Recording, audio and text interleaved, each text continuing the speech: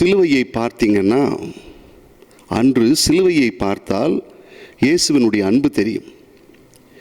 இன்று நற்கருணையை பார்த்தால் இன்று ஆண்டவர் இயேசுவினுடைய அன்பு எப்படி என்று தெரியும்.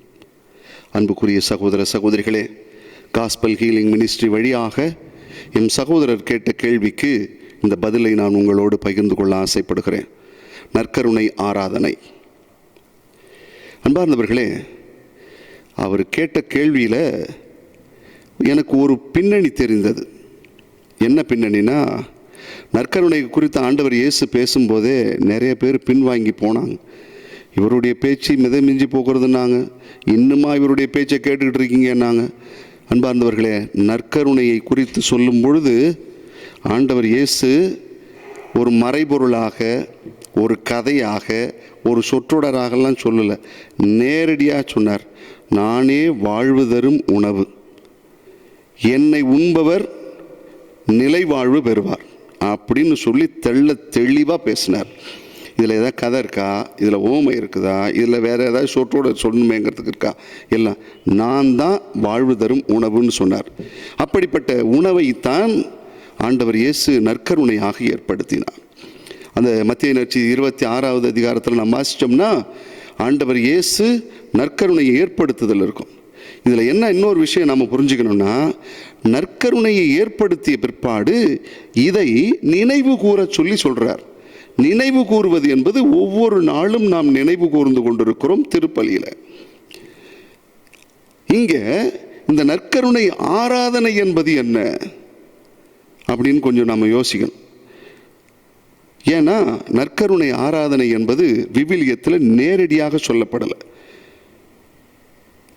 ரெண்டு உதாரணங்களை மட்டும் நான் சொல்ல ஆசைப்படுறேன். ஒன்று, இதை நினைவு கூர்ந்து கொண்டாட சொன்னது. இது என்ன பஸ்ஸு டிக்கெட்டா? பஸ்ஸில் ஏறுறோம், பஸ்ஸு அவர் அதான் சொல்லுவாங்களே, நல்லா இருக்கிற டிக்கெட்டெல்லாம் கிழிச்சு கொடுப்பாராமே, அது மாதிரி கிழிச்சு கொடுக்குறாங்க. பஸ்ஸை விட்டு கீழே இறங்கிட்டிங்கன்னா அதுக்கப்புறம் அந்த டிக்கெட்டுக்கு யூஸ் இல்லை. நற்கருணை ஒன்றும் பஸ்ஸு டிக்கெட்டு கிடையாது. நிறைய பேர் என்ன நினச்சிக்கிறாங்க, பூசையில் நன்மை வாங்கினீங்கள அதோட முடிச்சிட வேண்டியதானே, தூக்கி போட்டுருக்க. எப்படி போட்டுருவ? அந்த நற்கருணை என்பது வழிபாட்டுக்குரிய ஒரு அடையாளமாக மாறிய பிற்பாடு, இயேசுவின் உடலாகவும் இரத்தமாகவும் மாறிவிட்ட பிற்பாடு, அந்த உடலை திரும்பவும் திரு அவை சேகரிக்கிறது, நற்கருணை பெட்டியில் சேகரிக்கிறது. பழைய ஏற்பாட்டில் உடன்படிக்கை பெட்டி போல இது ஒரு நற்கருணை பெட்டி. இங்கு நற்கருணை ஆண்டவர் அங்கு வீற்றிருக்கிறார். அதான் சொல்லுவாங்க, நான் மட்டும் இயேசுநாத சாமி காலத்தில் வாழ்ந்திருந்தா, நான் மட்டும் இயேசுநாத சாமி காலத்தில் அவரோடு பின்பற்றி போயிருந்தா, நான் மட்டும் இயேசுநாத சாமி காலத்தில் அவருக்கு ஊழியம் செஞ்சுருந்தா, இப்படியே சொல்லிக்கிட்டே போயிருக்கிறாங்க. அன்னை தெரசா மட்டும் நிப்பாட்டி சொன்னாங்களாம், இப்போ மட்டும் என்ன, அதே ஆண்டவர் இயேசு தான் அங்கே இருக்கிறார் அப்படின்னா, அதே ஆண்டவர் இயேசு தான் அங்கே இருக்கார் அப்படின்னு. அதனால் அந்த நற்கருணை ஆண்டவர் என்பது பிரசன்னமாக வீற்றிருக்கிற இடம், அந்த இடம். அதுவோடு இல்லை, அதை நினைவு கூறுவதற்கும் அது அங்கே இருக்கிறது. இன்னொன்று நம்ம புரிஞ்சுக்க வேண்டியது என்ன தெரியுமா? மத்தேயு நற்செய்தி 28:20 சொல்வார், உலகம் முடியும் வரை நான் எந்நாளும் உங்களோடு இருக்கிறேன் என்று சொன்னவர். அவருடைய பிரசன்னத்தை நேரடியாக பார்த்து கொண்டு, அந்த நற்கருணையில் அவருடைய பிரசன்னத்தை பார்த்து கொண்டிருக்கிறோம். அதனால தான் திரு அவை என்ன பண்ணியிருக்கு, 2ஆம் நூற்றாண்டிலே நற்கருணை ஆராதனையை நமக்கு அறிமுகப்படுத்தியது. நற்கருணை எடுத்து உயர்த்தி பிடிக்கிற பழக்கமெல்லாம் அப்போ தான் வருது. நற்கருணையை பார்த்து ஆராதனை செய்கிற பழக்கம். அதோடு மட்டுமல்ல, இந்த நற்கருணை ஆராதனை செய்கிற போது எத்தனை அதிசயங்களும் அற்புதங்களும் இன்று நடந்து கொண்டிருக்கிறது தெரியுமா? நற்கருணை ஆராதனையில் அதெல்லாம் எங்கே வழிபுனா நற்கருணை ஆராதனை வழிபாட்டில் வருது. அதனால என்ன நினைக்கிறாங்க, ஒருவேளை இந்த சகோதரருக்கு பின்னாடி யாரோ ஒருத்தர் கேட்டிருப்பாங்கன்னு நினைக்கிறேன். ஒருவேளை பிரிவினை சார்ந்த சகோதரர்கள் யாராவது ஒருத்தர் கேட்டிருக்கலாம். என்ன கேட்டிருக்கலாம், எப்படிங்க நற்கருணை திருப்பலி கூட பற்றி பேச முடியாது, ஏன்னா பைபிளில் இருக்குது, நேரடியாகவே இருக்குது. அப்போ ஆராதனை எப்படி வந்துச்சு அப்படிங்கும்போது இந்த 2 தான். ஒன்று, அவரை நினைவு கூறுவதற்கு. இரண்டாவது, அவர் என்றும் நம்மோடு இருக்கிறார் என்பதை உணர்ந்து கொள்வதற்கு திரு அவை இன்று நமக்கு கொடுத்திருக்கிற இந்த 2 விவிலிய பின்னணி. அவதான் கேட்டாங்க, பைபிளில் அது சம்மந்தமாக எதாவது இருக்கான்னு கேட்டாங்க. அதனால தான் இதை சொல்கிறேன். இந்த 2 பின்னணியில் இன்று நாம் நற்கருணை ஆராதனை செய்து கொண்டிருக்கிறோம். அடுத்ததாக இன்னொரு விஷயத்தை நாம் புரிஞ்சுக்கணும்.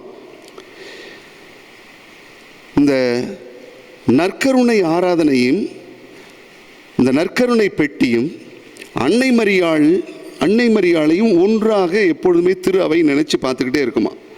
காரணம் என்ன தெரியுமா? அன்னை மரியாள் ஆண்டவருடைய திருவுளத்திற்கு ஆமென், ஆம் என்று சொன்னார்.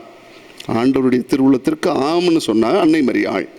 இன்னைக்கு திவ்ய நற்கருணை அருந்துற போது நாம் ஒன்று சொல்கிறோம், ஆமேன், ஆம், ஆமேன், இது கிறிஸ்துவின் திருவுடல், இது கிறிஸ்துவின் திரு ரத்தம்னு சொல்லும் போது நாம் என்ன சொல்கிறோம்?